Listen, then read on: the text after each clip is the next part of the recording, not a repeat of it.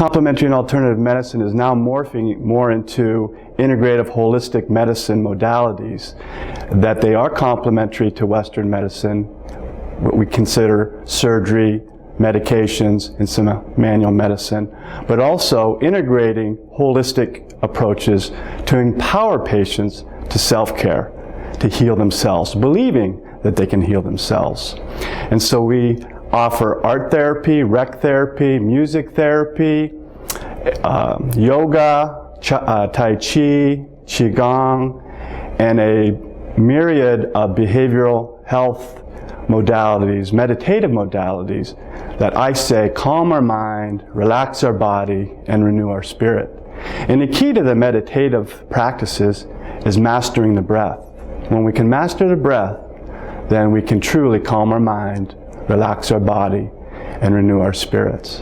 And so it's been a very dynamic process at Fort Belvoir.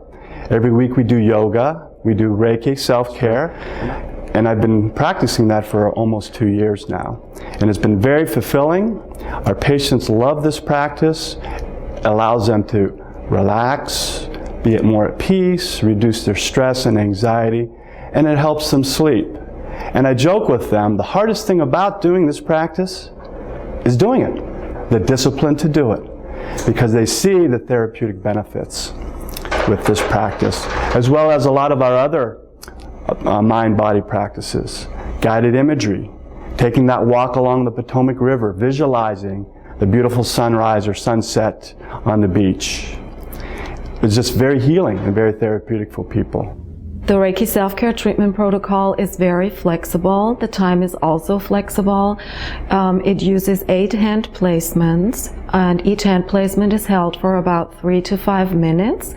You can practice on a daily basis with all 8 hand placements for a treatment time of 30 minutes, or you can just pick and choose 1 or 2 hand placements and practice for 5 to 10 minutes.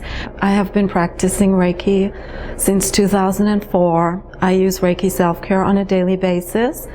My connection to the military, my husband is a retired Army colonel.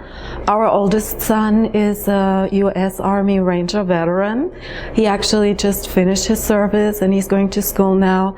So I've been through 5 deployments with him, and when he started to go to Afghanistan, I started working more actively with Reiki and the soldiers. I started providing Reiki sessions on the table at the Malone House at the old Walter Reed.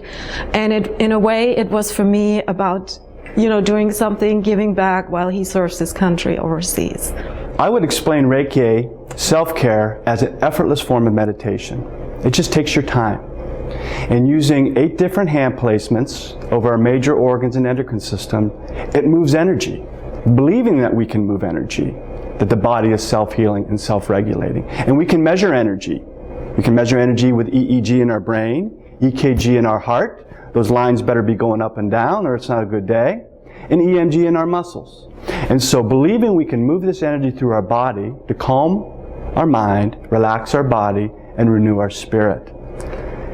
And it is an effortless form of meditation that you can do it anywhere, at any time, sitting up, lying down, to give you that peace, what I call pure peace in the present moment, or that heaven on earth.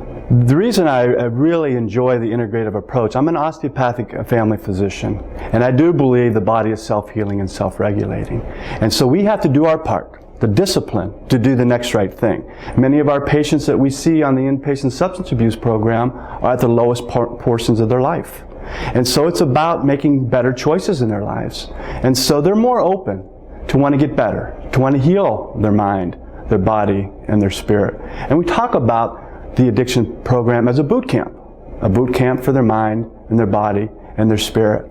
And so I think they're more open because they do want to improve. They want to choose to live in a positive manner and healthy habits and a healthy lifestyle as what I call lifestyle medicine. Choosing healthy habits from our diet, from exercise, from our spiritual lives, practicing love and forgiveness.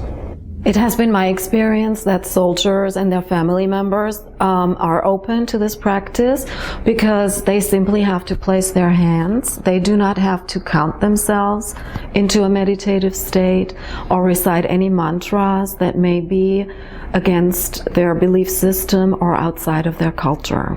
I had a patient a few months ago that said every time she'd go to bed, she'd get numbness and tingling in her hands and her feet. Just her hands and her feet, and it prevented her from to be able to go to bed.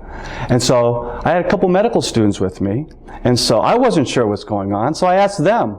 And they came up with all these different diagnoses which really didn't fit the patient because it was just when she went to bed, no other time. So in my mind I started thinking that this patient's on the go from the time she gets up to the time she goes to bed. And so I taught her Reiki self-care. 3 days later, she called me back and she said the first 2 nights that she was doing Reiki self-care, she had no numbness and tingling in her hands and her feet. She thought she fixed herself. The 3rd night, she skipped the Reiki self-care and these symptoms went back. My diagnosis was sympathetic overstimulation. This patient was on the go from the get-go, from the morning until when she went to bed. So we taught her a meditative practice, how to calm her mind, relax her body, and renew her spirit. And I think she's a believer. Science does not yet know how Reiki works. My personal model is that the still, stationary hand placements build a bridge between our mind and our body and remind our system of its ability to be still. The science behind meditation in terms of neuroplasticity is growing each and every day. Neuroplasticity, the growth of new neurons in our brain, is an exciting new field. And the implications are huge, especially in the population in the military we serve with post-traumatic stress disorder, traumatic brain injury, anxiety, depression, attention deficit. If we engage our patients in these meditative practices, the discipline to do these each and every day, they can help heal themselves. And the science supports this, and it's an exciting venture into the future to explore these meditative practices to heal our mind, our body, and our spirit.